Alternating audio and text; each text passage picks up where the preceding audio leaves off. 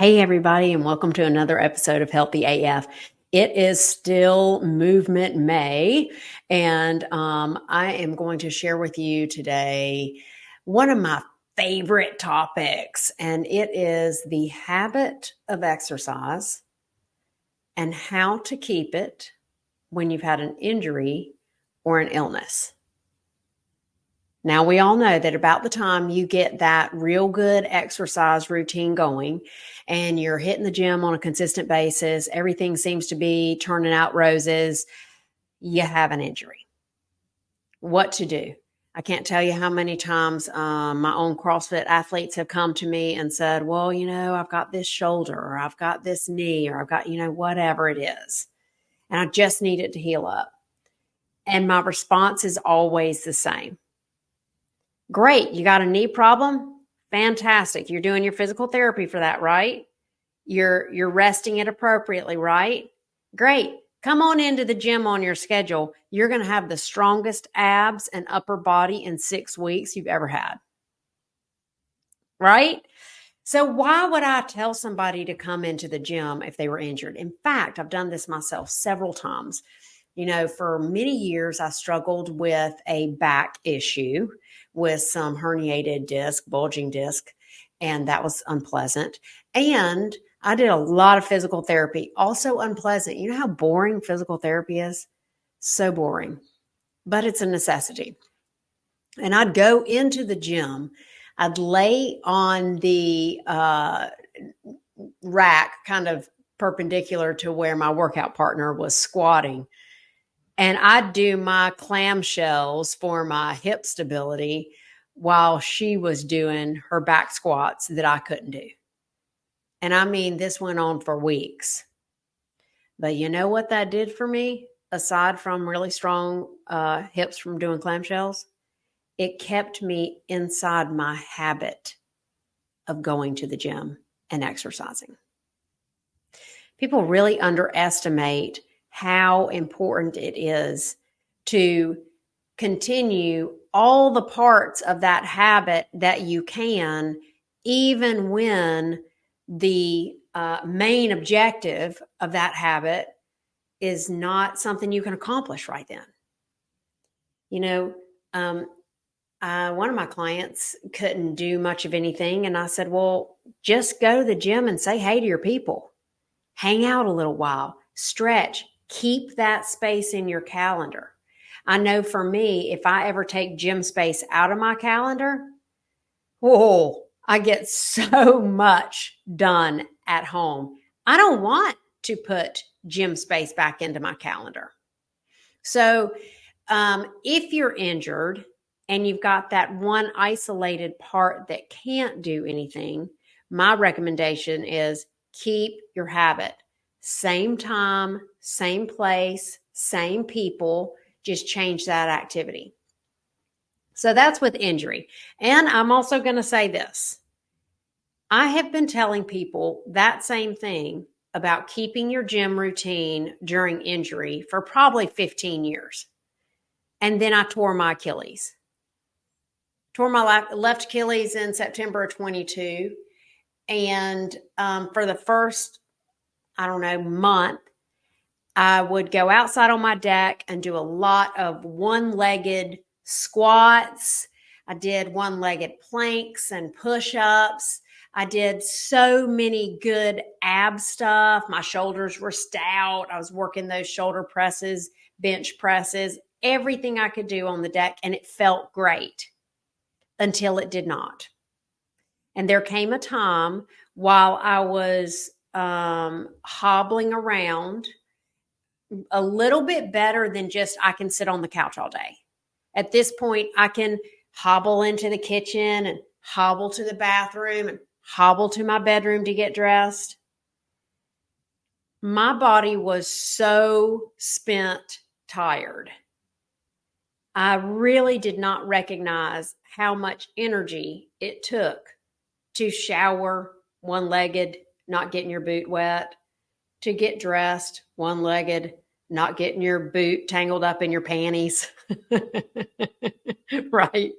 How much energy it took to go from your room to the kitchen and get water, only to realize that you needed to pee before you had to go back to the couch.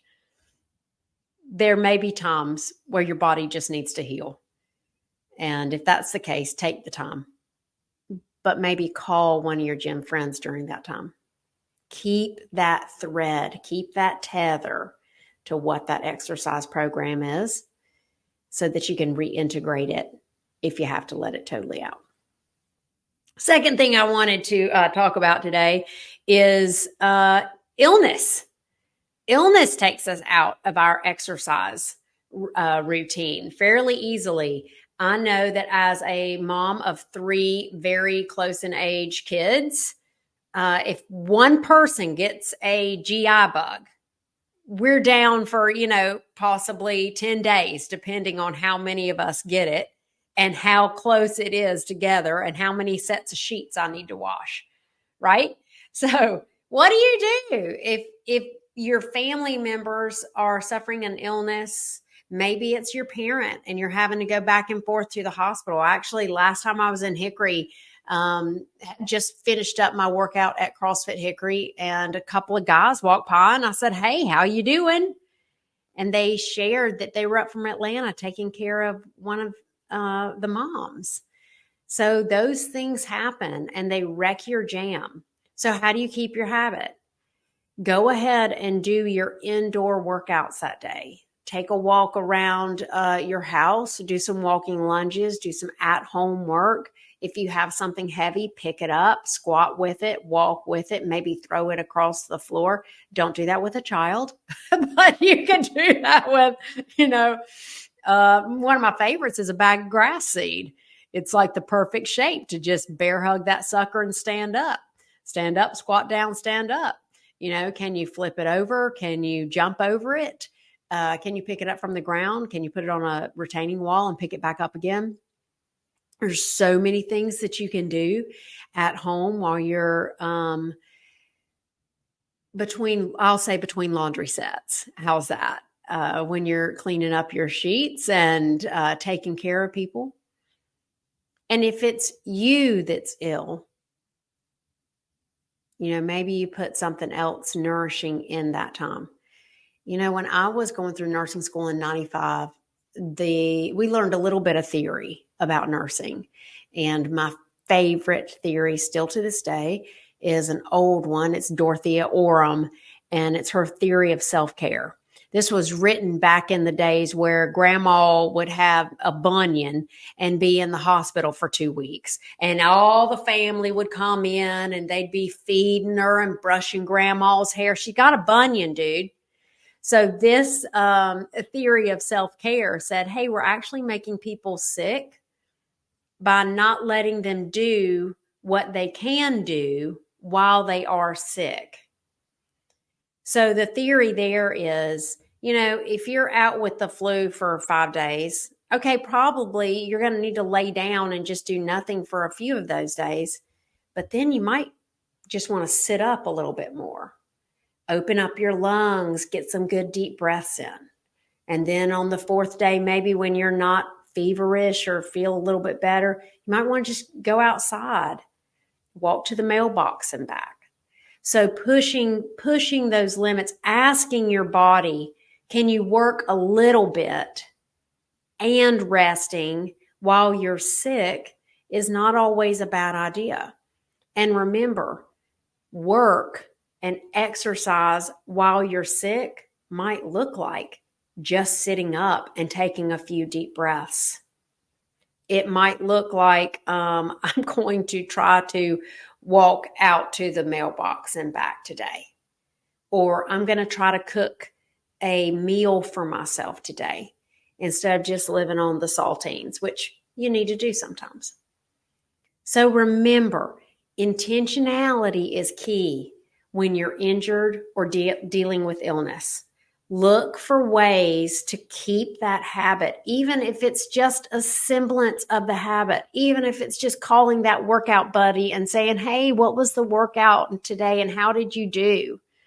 Even if it's a plank before you go in the hospital to see your mom, there's always something you can do to maintain your habit And you're going to thank me later for maintaining that habit. And don't forget to give yourself some grace. Habits fall away sometimes, and we just have to pick them back up. Like and subscribe this podcast. Share it with a friend. I hope this benefited for you. I hope this benefited you today and maybe makes your life a little bit easier. Thanks for listening in.